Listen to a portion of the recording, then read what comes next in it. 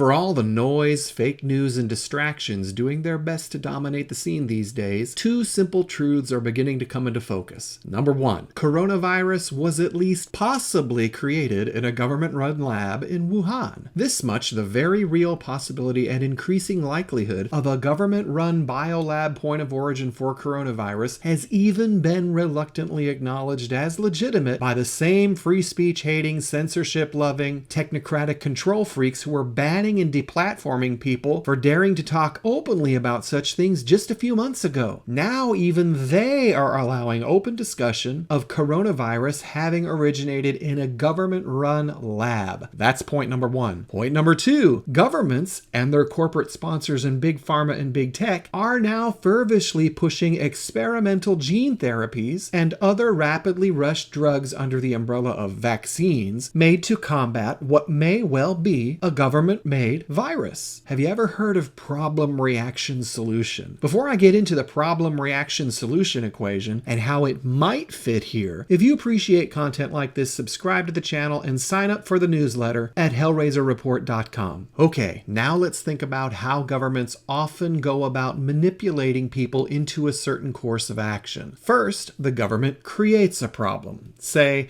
just hypothetically, a new pathogen or bug that is the product of gain-of-function research, which is a type of research aimed at making bugs more dangerous to people. Then the government fuels a fearful reaction to the problem that it created, like, again hypothetically, having media and system-stamped experts promote fear and even panic in the population by covering the new bug in as apocalyptic a manner as possible. Then government offers a solution to the problem that it created. With the hypothetically government-created bug on the loose and government-directed media fanning the flames of fear and panic, a government could come in to save the day by rushing something like an experimental gene therapy or other vaccine-type products into production. The same government could then hypothetically do everything within its power to compel people to run out and get jabbed with the experimental drugs as soon as possible. This is all theoretical, of course. I'm just spitballing here, just thinking out loud, which is something we can still do here in the land of the free and the home of the NSA, right? I want to be clear about the hypothetical nature of what I'm saying here. These are just questions, hypotheticals that seem to have some value right now. If government made coronavirus, and if government and its corporate owners have made the experimental gene therapies that they're now trying to compel everyone to take immediately in order to combat what could be a government-made bug, then what would that tell us about the government or governments involved? What would it tell us about their corporate sponsors? What would it tell us about big pharma and big tech? What would it tell us about their view of us, and what would it say about their plans for us? These are perfectly legitimate questions that more and more people are asking and answering. And that's a very good thing. Now more than ever in this era of open anti-Christian bigotry and lies promoted as truth, we need to get connected with each other. If you appreciate this perspective and would like a daily dose of informed optimism, subscribe to the channel and sign up for the weekly newsletter at hellrazerreport.com.